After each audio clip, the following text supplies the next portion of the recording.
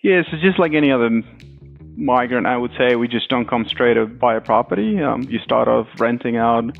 So we rented an apartment in nearby CBD suburb in Brisbane, and from the get-go, to me, that was not a good business. Just it was a lot of money just into a rental accommodation, and we actually had some savings from my time in North America, and we just said we just got to buy in our first property.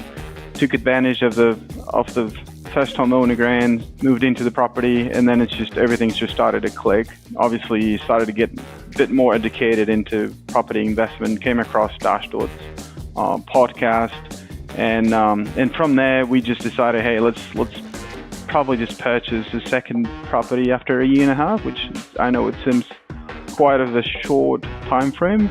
Decided to do that one on our own because we wanted to move to a larger block nearby to where we were living back then.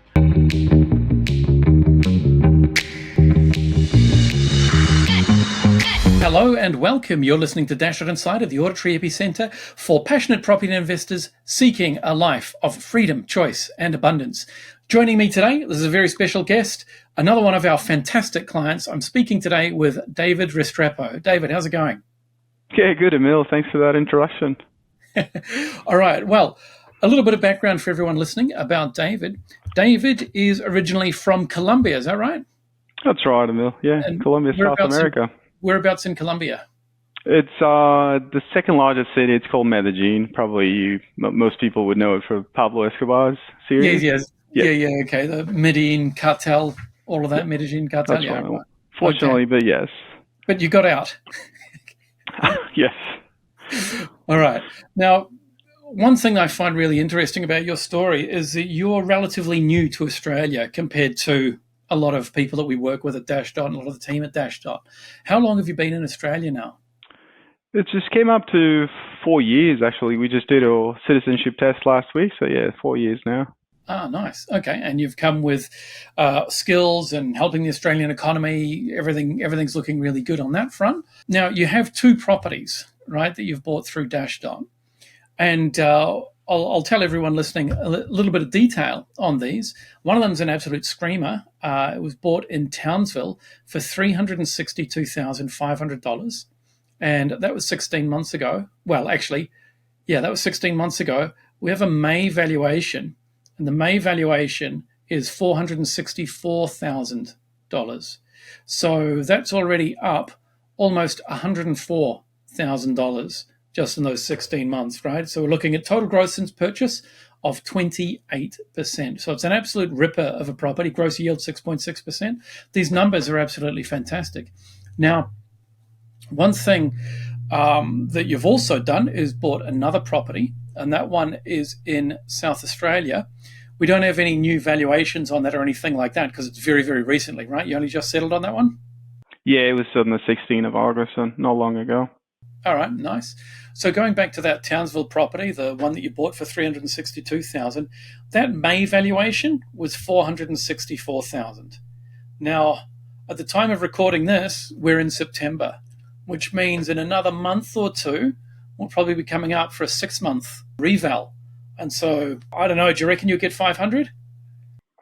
I think so. It's looking pretty good. That property, that area is. I'm constantly looking at prices, and they seem to be selling around the 500 mark.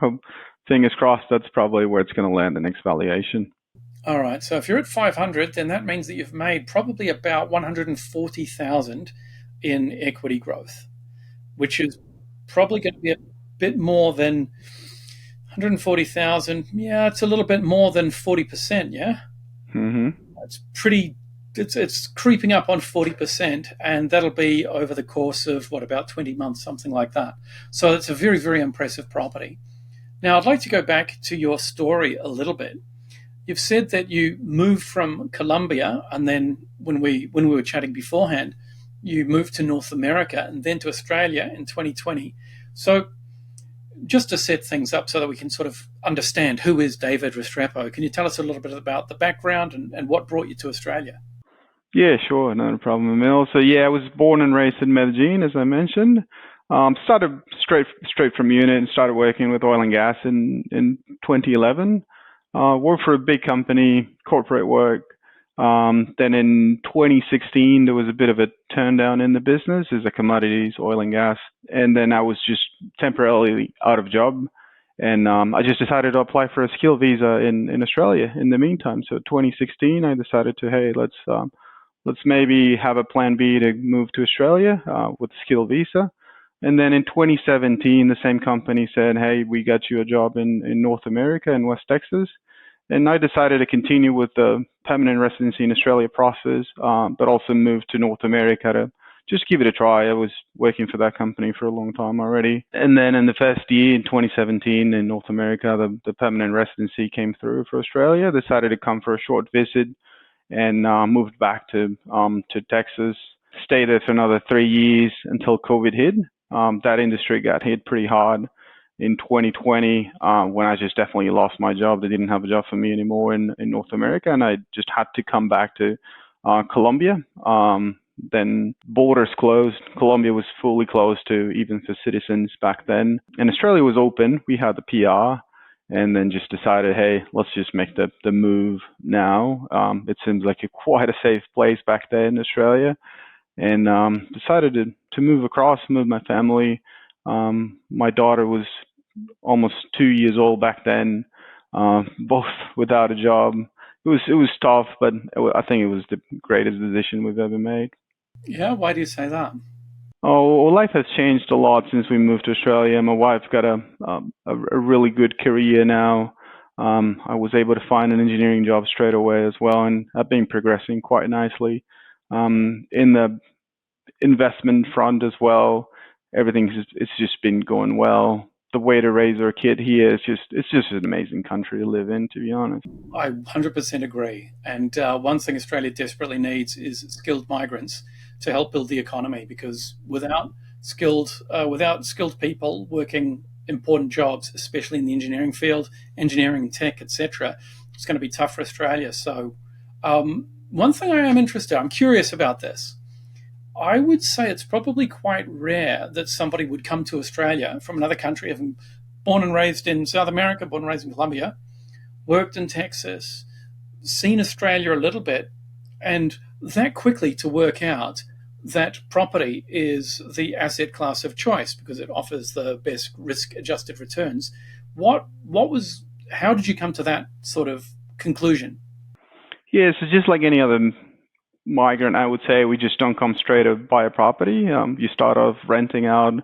So we rented an apartment in nearby CBD suburb in Brisbane, and from the get-go, to me, that was not a good business. Just it was a lot of money just into a rental accommodation, and we actually had some savings from my time in North America, and we just said we just got to buy in our first property. Took advantage of the first homeowner grants, moved into the property, and then everything's just started to click. Obviously, started to get a bit more educated into property investment. Came across Dashdot's podcast, and from there we just decided, hey, let's probably just purchase a second property after a year and a half, which I know it seems quite of a short time frame. Decided to do that one on our own because we wanted to move to a larger block nearby to where we were living back then. And then from there, I was like, okay, well, we need to find a better way. Obviously, listening to Dashdot Podcast, I was like, oh, this guy's really aligned to what my mindset is, and then started looking into engaging with you guys and proceeding with the third and fourth purchase in Australia in a very short time frame. It's been 4 years, 4 properties so far, so it's going pretty well. All right, a little bit to unpack there. That first property that you bought, that was your owner occupier. That's for you guys to live in. That's correct. It was an owner occupying first home in Australia. Yep. And then you came across Dashdot and started buying the investment properties at that point.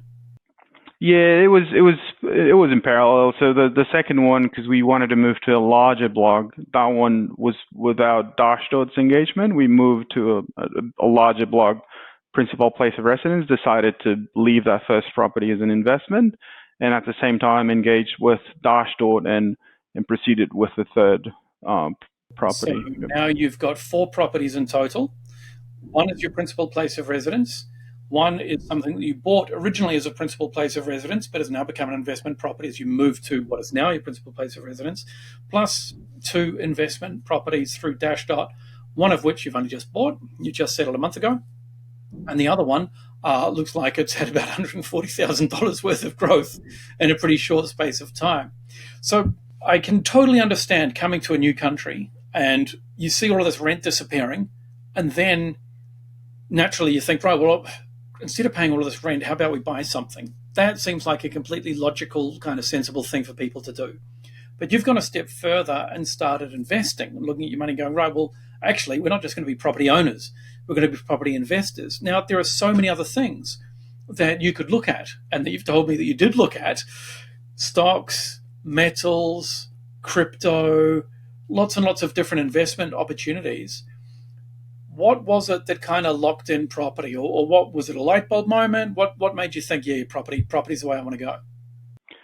Yeah, when I was living back in North America, stocks was a big thing, just like it is in Australia, property. So most people would constantly be discussing about the next stock and just looking at cryptocurrency back then. So I did get involved with stocks and crypto and shorten stocks, which is something I don't think we can do in Australia. But anyways, it was good learning process to understand a bit more about leveraging and investment and what you can actually do with your own money in stocks. But once I realized that leverage and compounding was available in Australia for property, that was a no-brainer. Like, this is just using the bank's money to grow your wealth with a really secure asset class. So that's what triggered in my mind, like, this is just the way to go. I can definitely see this in the future to be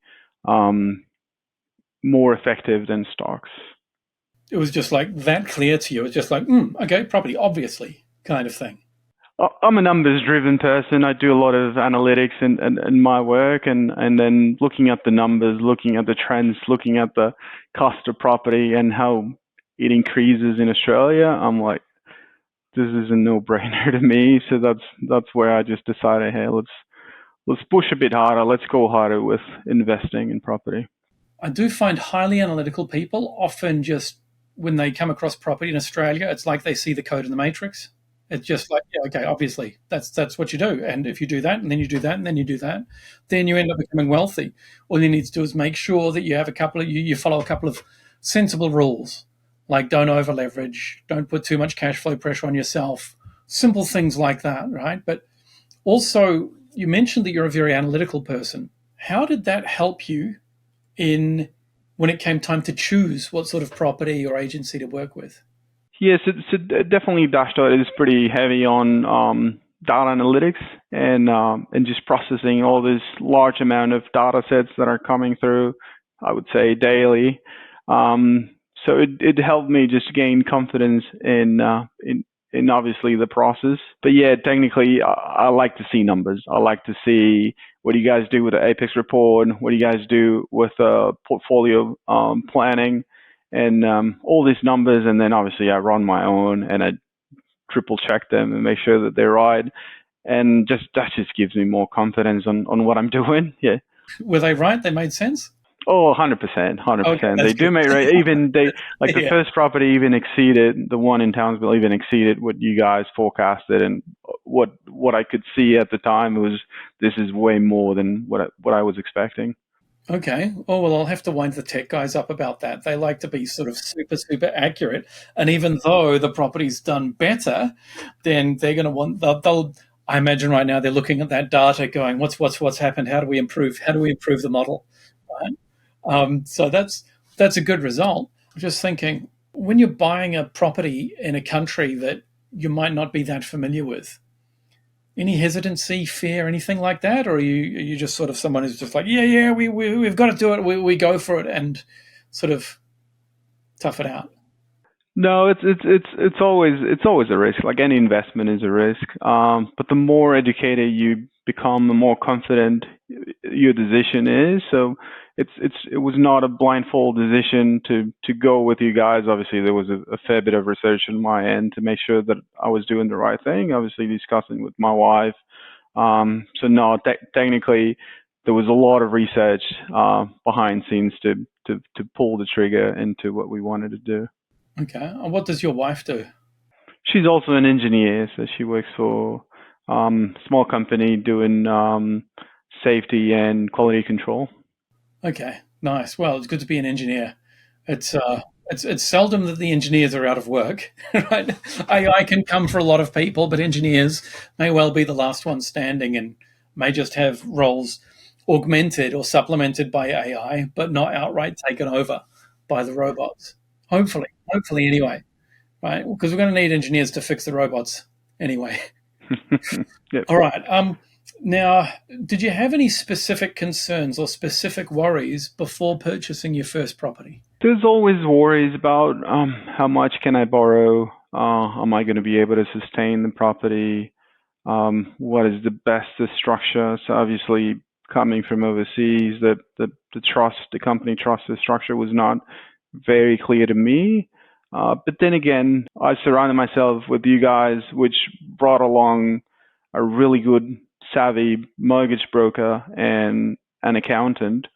And between the team, they were able to find the best way from the beginning on how to structure this whole purchase plan in the future. So it was not just me trying to figure everything out. I think bringing in the right people into the game just makes everything run a lot smoother. And I would say it's been working really nice.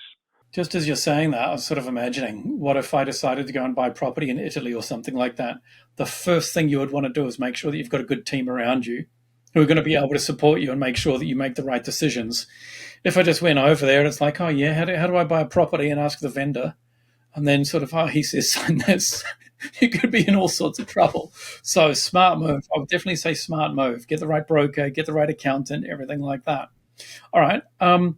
Now, your wife, you mentioned, is also an engineer. Is she also very analytical and it's easy for her to see the numbers and everything as well? Or is her kind of, I won't say personality type, but maybe like a property investment profile, if we call it something like that?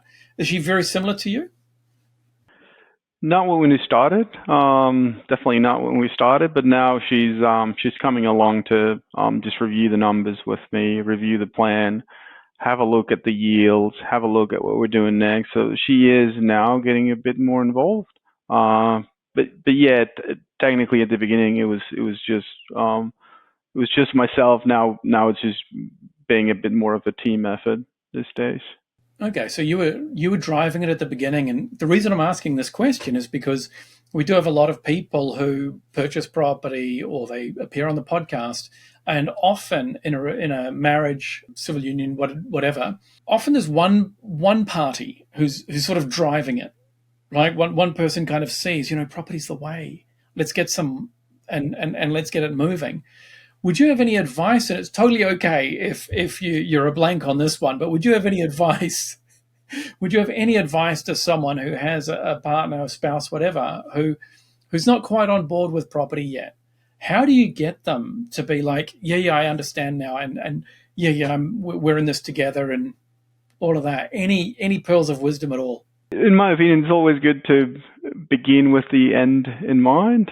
Some people say so. Just understanding what are we doing and why are we doing it for, then could potentially just lead to just back engineering, just to put it that word, just to go back and say what do we need to do to get there, and hopefully that opens the eyes to that other person to understand, right? We need to do something. And property by the numbers looks the safest way to get there. That'll be my advice. But I guess it just goes back to each individual. Yeah, and you probably need a shared goal as well. It's not so easy if you want a yacht and your partner wants a farm. Then, if we don't get property, we'll have neither. If we do get property, we might be able to get both. That's not as compelling as here's the dream house that we both want, here's the lifestyle that we both want. I can see a way we can get there by doing more with our money rather than leaving it in the bank. And in fact, leaving it in the bank might not be the smart move. That might be costing us our opportunity. I think that's really important because so many people that we talk to at Dashdot are now in that situation where they're thinking, if I don't get into property is not only the best option, it's looking like it may well be the only option for people who want to have a sort of risk adjusted return in an asset that can outpace inflation so that they can actually make their dreams come true. I mean, I know there are other things like stocks and metals and crypto that we've talked about, but each of those carries either more risk or more volatility or both. It's tricky. It's really, really tricky for people to work out, I think it's tricky for people to make it these days because borrowing capacity versus house prices, they just keep moving further and further apart. And so people who don't manage to work, my heart goes out to people who don't manage to work out that property is the way to make it. It's sort of like your last chance, because once property sort of starts moving further and further away from what people can get into, it's going to be really, really hard for people. I do fear that we are going to move into a society in Australia of people with tons of cash and people with not very much. And that widening between rich and poor, it's a scary thing. You're settling on you've just settled on your second property. Was the experience very different between the first and the second investment property? I guess it was. In 2023, when we bought the first one, the experience was great. Like, communication was there constantly with the team, which made it a pretty pleasant experience. On the second one, it was very similar. I would say there was a bit more interest from my side to get more information out of the team, which again, they were very receptive. They always kept me up to date. But I guess with time, you get more confident and you want to know more, of what's happening with the process. Where are we buying? How much are we offering? And those sorts of things. And it just comes with time. It's probably the same process. It's just that the person on this end has potentially have a bit more knowledge and wants to know more. Okay. Now, you mentioned a common goal before, so I'm going to ask you the big question that we always ask. What's the dream? What is it the property is supposed to do for you? Where are you going? What's the portfolio?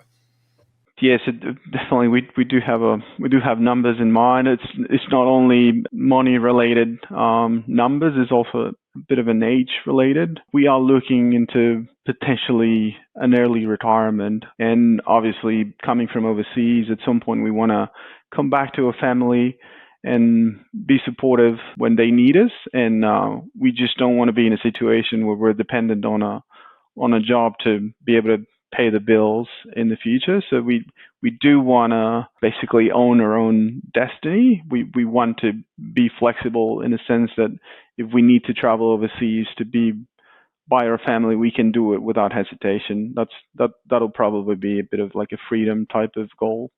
Right. We often ask people sort of, what's your number? And I think there are generally two types of people, or two ways that people measure it. One is to say, I want to hit this number. I've got a friend and his number is 10 mil. Once he hits 10 mil in equity, that's it. He quits everything. He's on easy street. 10 mil seems pretty high to me, actually. It's very high. But he's a very, very career-driven person, right? For a lot of other people, it's 5 mil. Once they hit 5 mil in equity, there might be a couple of mil on the family home, 300,000 yielding 5% gives them 150K. And that's the life. So it might be 5 mil. So some people have a number that is a dollar value, or that's equity. Some people have a number that is an age, and it's right. I'm 40 now. I'm 47, but hypothetically, I'm 40 now.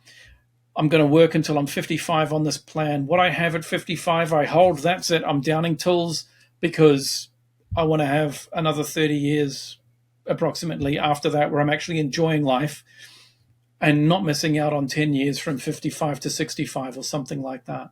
So I guess I'll ask you, are you more of a sort of age number, or is it more of a dollar number?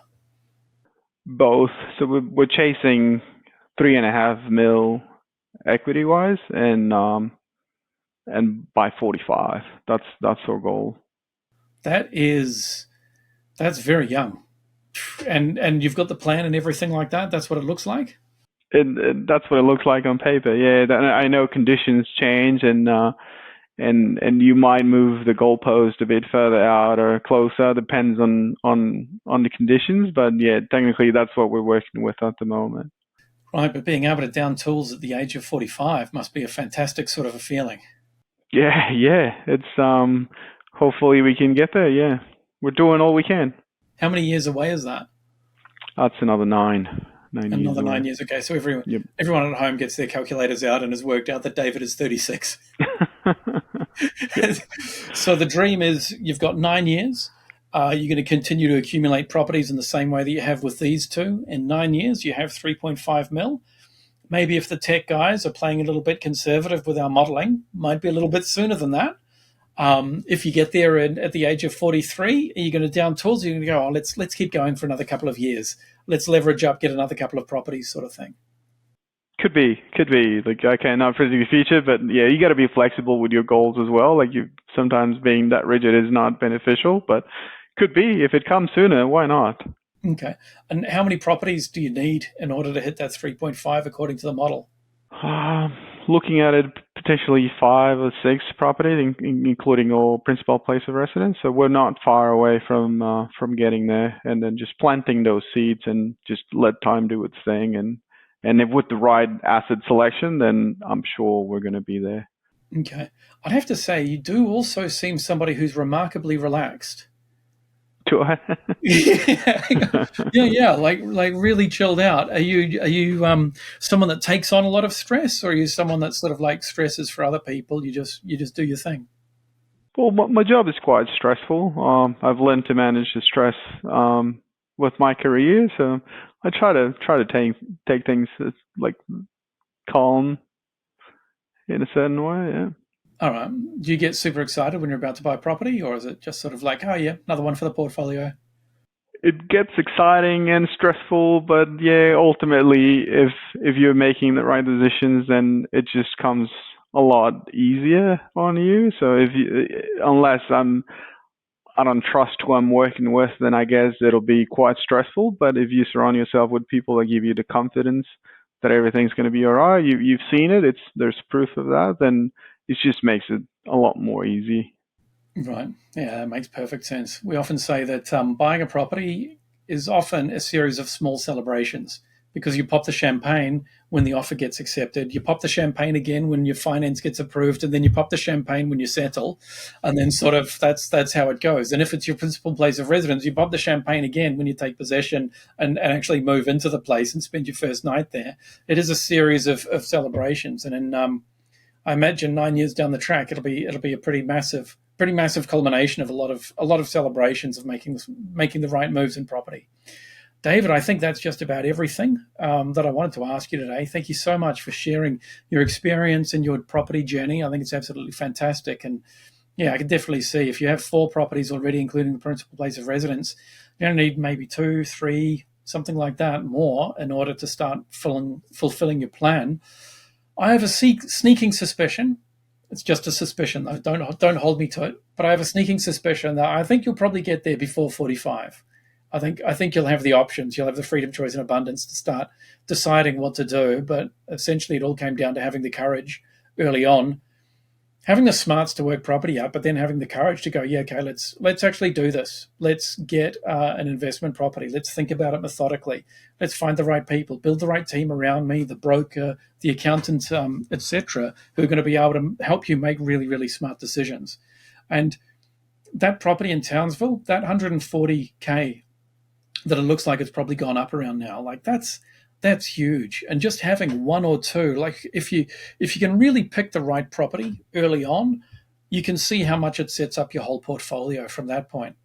Like any money that you put into that property, you've now grown that amount, or actually a little bit more, in equity. So you're in a position where, depending on cash flow and other constraints, you can look to recycle, and life gets pretty easy. That's just about everything that I have. Was there anything else that you wanted to add, David, or are we all good? No, I'm good. It's been a pleasure to work with Dashdot. It's something that I don't regret. It's been fantastic. Awesome. Well, that's the best thing we can hear. Well, once again, thank you so much for deciding to jump on. To everyone listening, thanks for listening to another episode of the Dashdot Podcast, and we hope we'll see you in the next episode. Thanks very much. Bye. Thanks, Emil.